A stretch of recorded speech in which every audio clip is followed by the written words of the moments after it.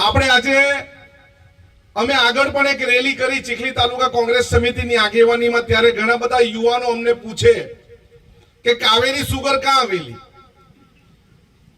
એટલે અમે શૈલેષભાઈ સાથે નક્કી કર્યું કે આપણા યુવાનોને, અત્યારે જે યુવાનો છે એને ખબર જ નથી કે ચીખલી તાલુકામાં નવસારી જિલ્લામાં પણ એક સુગર બનવા જઈ રહી હતી અને ભાજપના ભ્રષ્ટાચારી ડિરેક્ટરો આ સુગરના બધા પૈસા ખાઈ ગયા અને એને ગોંચમાં નાખી દીધી. આ વાત કરી ભ્રષ્ટાચારનું તાજમહેલની, પણ ભ્રષ્ટાચારનું ભાજપનું મોટું કાર્યાલય આપણી સામે છે. જો સૌથી મોટું કાર્યાલય ભાજપનું ભ્રષ્ટાચાર. આજે એના ડિરેક્ટરો મોઢામાં મગ નાખીને બેસી ગયા, કેમ કે પૈસાની લાણી એમણે કરી. આપણા ખેડૂતો પાસે 500 રૂપિયાનો શેર, પછી 1000 રૂપિયાનો, 2000 રૂપિયાનો, 4000 રૂપિયાનો કરીને આપણા વચ્ચે શેર વેચી દીધા. વાંસદા, ચીખલી, ખેરગામ, નવસારીના, ધરમપુરના બધાને જ શેરધારકો બનાવીને શેર આપી દીધા. અમને બી નહીં ખબર હતું અમે શેરધારકો છે, પરંતુ અમે કબાટ ખોલીને બધું જોયું ત્યારે ખબર પડી કે આનંદ પટેલના બાપુજીએ, દાદાજીએ બી 4 શેર લીધેલા છે. એટલે અમારો અવાજ બી હવે વધી ગયો કે જે ચોર લોકો બેઠા છે ચીખલીમાં, એ ચોર લોકોને અમે છોડવાના નથી. આ જમીન તમારા બાપની નથી.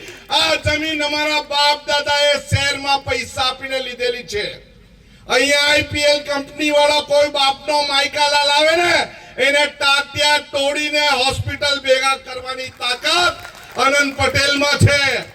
અને આપણે બધા શેરગારો કઈ આવીને અહીંયા બધાએ ઘર બનાવીને અહીંયા કાવેરી નગર બનાવી દેવાનું.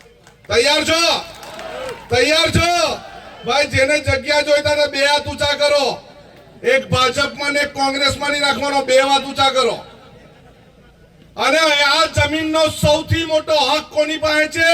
સાદરવેલના ખેડૂત પાસે છે, ફળવેલના ખેડૂત પાસે છે, ધામધુમાના ખેડૂત પાસે છે, ખામડાના ખેડૂત પાસે છે. અહીંની આજુબાજુ વસતા લોકોનો પહેલો હિસ્સો છે અને અમે આ હિસ્સાની શરૂઆત કરી દીધી. અહીંયા સાફ સફાઈ કરીને પુરાણ કર્યું. જેણે દુકાન ખોલી હોય તે ખોલી લેજો.